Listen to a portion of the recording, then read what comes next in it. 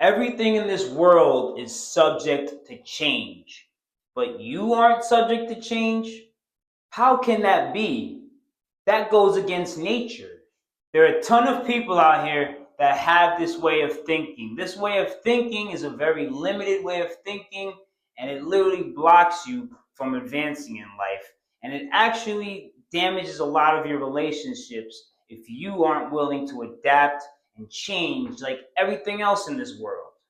When you say that you are stuck in your ways, that's just the way you are, and you don't want to change, what you're saying is you're not willing to grow, you're not willing to better yourself, you're not willing to try new things to get ahead in life.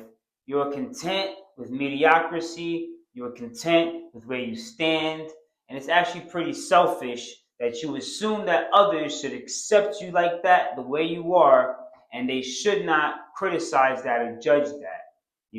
Especially those who may have great information, great insight for you that could possibly change your life. And the worst part is when you have habits that actually aren't beneficial for you, they actually don't serve your higher self, but you tell others that that's just the way I am, and you're pretty much not willing to change that. I'll never understand people like that because I'm always willing to adjust myself. I'm always willing to become better.